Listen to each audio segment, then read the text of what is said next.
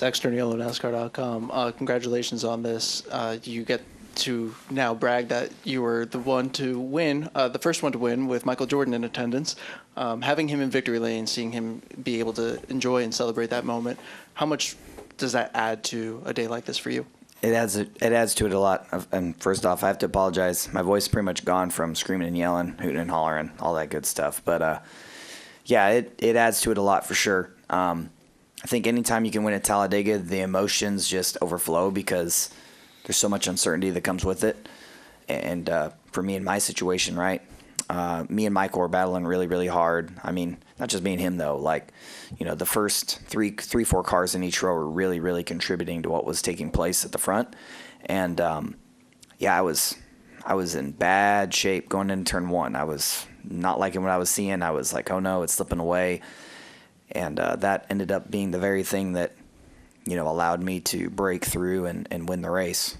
You know, Michael and Brad and Noah were all pushing well, and then they come off four with a good gap to the outside lane. So, right, they're going to battle for it. And that ended up being the very thing that allowed me to break through. I had some momentum, but not enough to win the race. But when Michael and Brad got crossed up, I mean, it slowed Brad down just enough that I was breaking through, and I was just looking at the lights on the wall on the catch fence. I'm like, when is the caution going to come out? I was worried it already had. But to be honest, I still haven't gotten an answer. I don't know if I crossed the line first or if the caution came out before I got there. But obviously we won the race, so that was, man, it was nuts.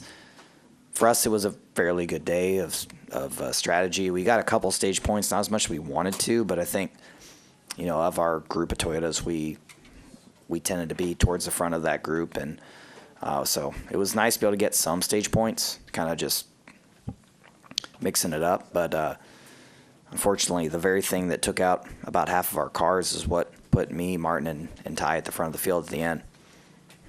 I don't know if you saw the video or not, but post-race at one, Michael was holding Bo in the pit box, and I hadn't seen that. No. he asked him if he's ready to celebrate, and you know, just everyone's there, kind of having a moment. Having your son here to celebrate those moments too, and Alexa, of course. How does that contribute to how you reflect on days like this? Obviously, I know it's fresh, it's in the moment, but how does that add to days like this? Certainly some of the most special, you know, victories and moments in victory lane have had a lot to do with my kid, honestly. I remember back to Road America, he was just knocked out. And we laid him on our Sparco, like the smaller size Sparco, like carry-on bag that had all the victory lane stuff on it. And he was still younger at the time, and he hadn't quite got the potty training thing figured out. And I remember Alexa laid him down on that bag, and he just absolutely peed all over all the victory lane hats and everything else in his sleep. Just made a good old-fashioned mess. But yeah, and then fast forward to a little bit later than that, he was awake for Indy, and he watched us kiss the bricks and was like, what is wrong with you guys? So that was really cool too. But yeah, to have him wide awake in victory lane, celebrating with us, he knows who Michael Jordan is. Anytime I have a pair of Jordans on or he does, I always ask the question, whose shoes are these? And he says, Michael Jordan shoes. So yeah, I think in the moment it means a lot, right? But as he gets older and everything too, looking back on that, that's going to be really, really cool. Come down here to Bob and then go over here to the left. Bob Hawkers, Fox Sports. Follow up on that. Does Bo think of Michael Jordan as a basketball player or the guy who has a shoe company? Ooh. That's a good. I mean, I feel like probably with as young as he is, more as the guy with the shoes for sure, the shoe company, right? I haven't done a great job, and you just gave me some ideas of what to do in the future. I gotta probably play some highlights, some finals matchups, and educate Bo a little bit better. But he knows who Michael is, obviously. But yeah, obviously he sees a lot of the shoes, right? But that's some homework I can do. Play some old school games for him so he can get a real good feel of how dominant he was in his prime. Well, you were only like 7 when Jordan retired, I think. Yeah. So not like you saw. remember? No, but I love watching it. Watching the highlights, watching the games. I mean, it's incredible, right? I mean, he's one of the best to do it. There's a couple that have been that good for that long, but obviously I'm going to be partial to my boss. And sorry, one race question. When you see Michael trying to throw the block, are you thinking that might work? Or are you thinking, man, there's a crash coming and I'm going to see if I get caught up in it or what? I'd say that late, I'm just holding it wide open. Doesn't even, I can just close my eyes. I'm going to hold it wide open. I'm going to do whatever it takes to not lift. I've been in that situation in a few different scenarios. That's the first time I've been in that spot at the front when you can battle for a win.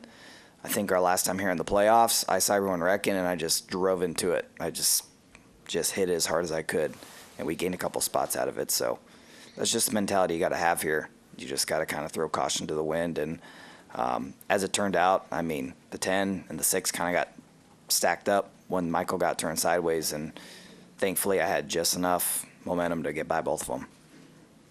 We're going to come over here to your left, Tyler, and then down over here to John. Don Stinson, DNA Sports Talk. I asked Jordan, was this as good as a playoff win? And without hesitation, he said better. Now, whether that's NBA or NASCAR, your reaction to that, and what does it say about his commitment to you and the team?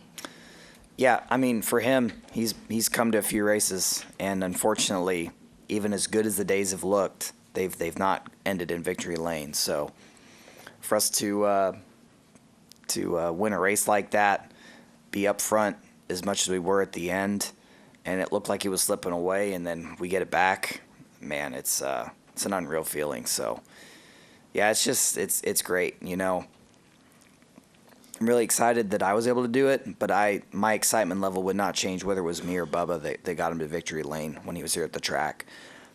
He means a lot to everyone here at 2311, and he makes a big effort to talk to me, talk to Bubba, talk to Denny, talk to Steve, talk to other individuals at the team, and pump us up when we need it. And so to have him here to experience victory lane for the first time is really special.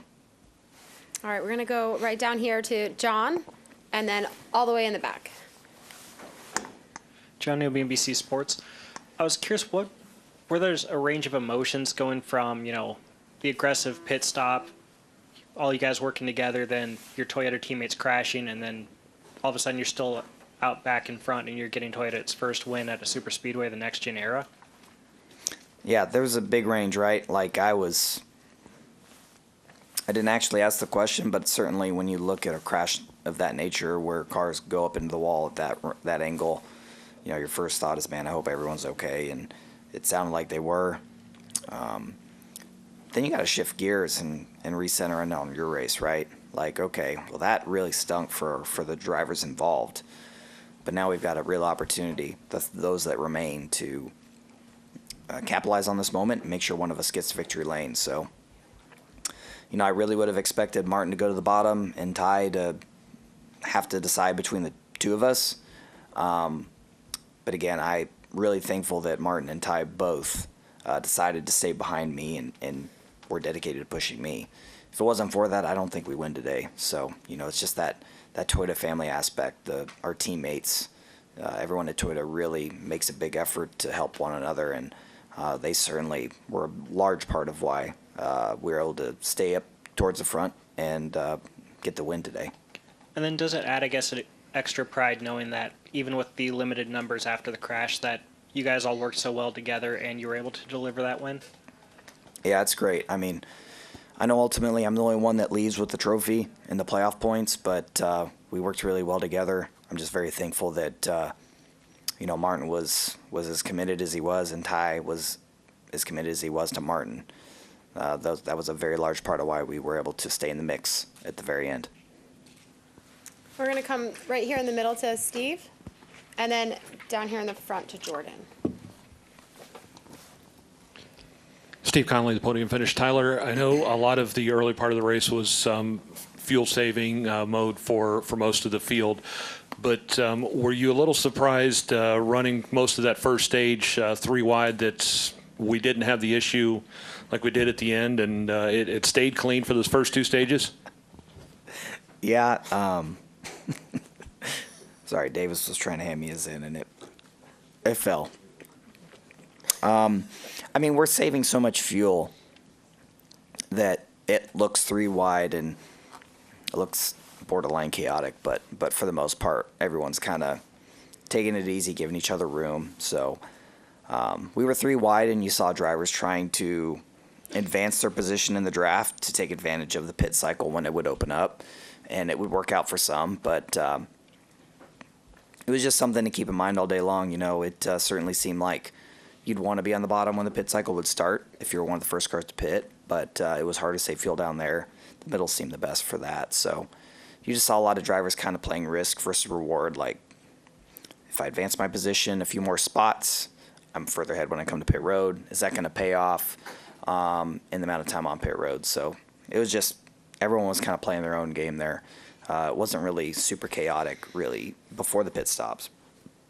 But after we would pit, I mean, the intensity would shoot to the ceiling, and it would stay there for the rest of the run to the stage end. We'll come down here to Jordan, and then right here in the front. Jordan Bianchi with The Athletic. When were you notified of the plan to pit in stage 3 under green like you guys did? No comment. Sorry. Understood. I'm not going to talk about it. That's okay. I get it. And when that call was made, were you thinking it was a good thing? Did you? Because the way I understand it is you either going to run them down under green. That was the idea. If it stays green, or if it goes caution, you guys are going to be able to leapfrog them, and which is what happened. So, as a driver, when you know this is going on, are you comfortable with it? I mean, that is a Toyota driver, and as the other Toyota drivers, we're committed to each other, and whatever the strategy may look like, whatever the plan is, we're all on board with one another. So, yeah, it ended up working out for some of us, but that's what we're about. We're about being on the same page and working together. Very good. Thanks. We'll come right here in the front.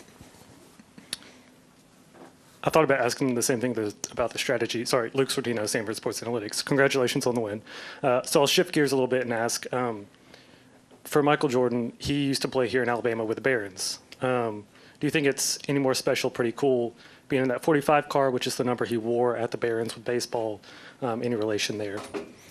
That is pretty cool. I think of, also, my fiance's dad and him spending time together in baseball as well. So there's a lot of cool ties that go on down the line. But, it's just really special that he was able to be here. Again, it's great. It's cool that I was able to do it and get him to victory lane, but it wouldn't be any less special if it was Bubba doing it instead. We both really want to get into victory lane, and we've been really motivated to do so. I'm really glad that we finally were able to do it. Are there any final questions? We'll take one last one right there in the back. Hey, Brad Harris from FrontStretch.com. Is there any extra edge or motivation you guys get when y'all know that Michael is here at the track? Is there any more desire to want to win when he's here? Does that give you guys an extra step up? Not that in the past it hasn't really worked out. But funny enough, I didn't really ask the questions today. I saw, Curtis Polk was here. I didn't know Michael was here till after the race was over. So maybe that was a trick, not us not knowing that he was here. Because in the past we've known he's here. We always push really, really hard, right? But it would make it extra special if we're able to take him to victory lane. So maybe it was a good thing I didn't really know he was here until it was all said and done. All right. Thanks for your time, Tyler, and congratulations on the win. All righty. Thank you. There you go. Hearing it from the man himself, the race winner at Talladega, Tyler Reddick of 2311 Racing. What a finish at the end. Brad Keselowski releases, tries to take the lead, does. Michael McDowell throws the huge block. You have the crash on the final lap, and Tyler Reddick sneaks through for his first win of the season, and the first time ever for 2311 Racing that they've won a race with their co-owner, the GOAT, MJ, Michael Jordan, in attendance. That is pretty cool to see. And now we're on to Dover next week. For the Kenny Wallace YouTube channel, I'm Charlie Marlowe.